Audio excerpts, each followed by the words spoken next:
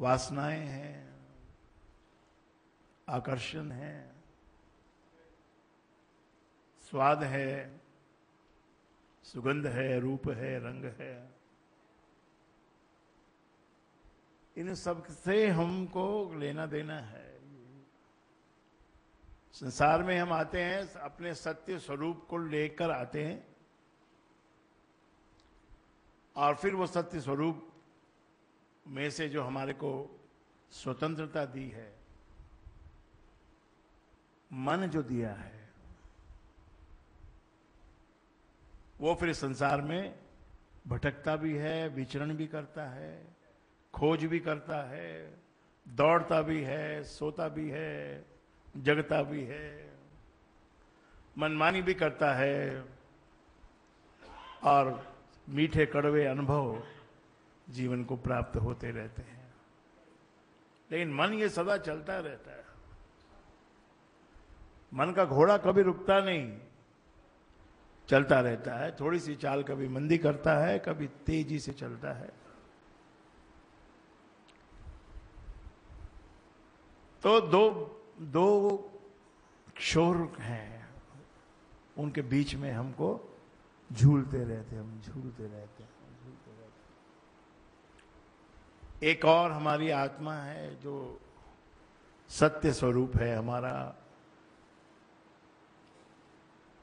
जिसको हम भूल जाते हैं। संसार में उतरने के बाद धीरे धीरे धीरे धीरे धीरे धीरे उस आत्मा को हम भूल जाते हैं, उससे विमुख हो जाते हैं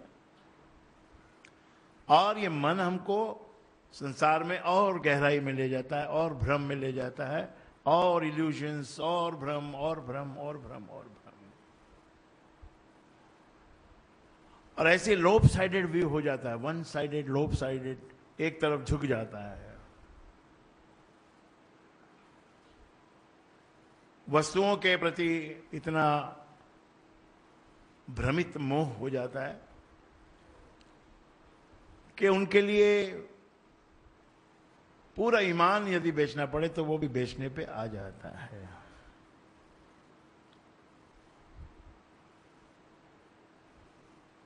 भोजन प्राप्ति के लिए, सामग्री के लिए, अनाज के लिए इतना कुछ करने की आवश्यकता नहीं है। भरपूर दिया है परमात्मा ने। जैसे आज भारत में 2 वर्ष चले, 3 वर्ष चले, इतना अनाज गोडाउनों में भरा पड़ा है। लेकिन व्यवस्थापक जो हैं वो उसको बांट नहीं रहे, खपा नहीं रहे। यही इंसान के हाथ में है। बस वो जो इंसान के हाथ में जो सत्ता दी है उससे वो यही कर रहा है। वरना अनाज के लिए किसी को भी दुखी होने की आवश्यकता नहीं है, कोई भूखा मरने की आवश्यकता नहीं है। लेकिन कंट्रोल करना है, उसको रोक के रखना है। अमीरों के लिए सब रूल अलग है और गरीबों के लिए रूल अलग है। ये संसार की व्यवस्था है, भ्रमित व्यवस्था। इसी में हमारे को ये मन को हम और सीखते हैं यहां से हम कि और बेईमानी कैसे करें, और कैसे धन कमाएं, और कैसे हमारा मार्जिन बढ़े, और कैसे हमारी टर्नओवर बढ़े, और कैसे हमारे बैंक बैलेंस बढ़े, हमारे एसेट्स की बैलेंस शीट बहुत बड़ी बन जाए, बहुत बड़ी बन जाए, बहुत बड़ी बन जाए, बहुत बड़ी बन जाए। एकदम उसको भ्रम में, इतना भ्रम में डाल दिया है। और दूसरी ओर वो हमारा सत्य स्वरूप जो हमारी आत्मा है वो यूं की यूं खड़ी है। वो उसको परमात्मा ने ऐसा विश्राम बनाया है कि यदि तू ये सब करके अगर लौट आएगा तो आत्मा तुमको वैसी की वैसी ही उजागर सत्य स्वरूप में, अजन्मी, बिना मरने वाली, इसका कोई घाटा नहीं होता, इसका कोई नुकसान नहीं होता, इस पे कुछ चढ़ता नहीं, इसमें से कुछ निकलता नहीं। ये हमारा एक सत्य स्वरूप है जो परमात्मा का बहुत बड़ा वरदान है कि जाओ संसार में खेलो, करो कर्म और पाओ अनुभव,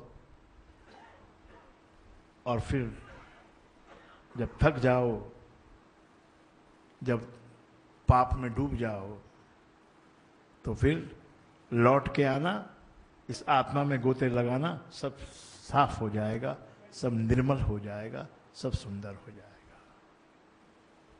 इसलिए आत्मज्ञान होना आवश्यक है। गुरु की संगति में बैठने से आत्मज्ञान, सत्य फिर से जग जाता है। जिसको हम भूल गए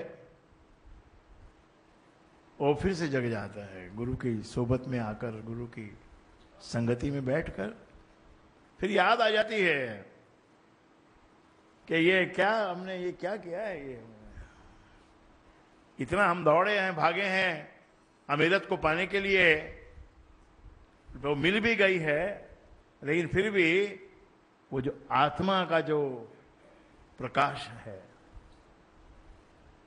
उसका अनुभव खो जाने से मनुष्य बेचैन हो जाता है। अभी जिन लोगों के पास अच्छा मकान है, फर्नीचर है, नौकर चाकर भी हैं रहने के लिए, और भोजन पानी भी अच्छे से मिलता है जिनको, अगर वो परमात्मा को याद नहीं करें, केवल अपने अहंकार में ही रहें और कुछ दान भी ना करें, कोई ऐसा कर्म ना करें कि भाई कोई आयोजन में भाग ना लें, कोई धर्म का कोई काम ना करें, कभी भी एक पैसा उसमें खर्च ना करें, किसी गरीब की कभी मदद ना करें,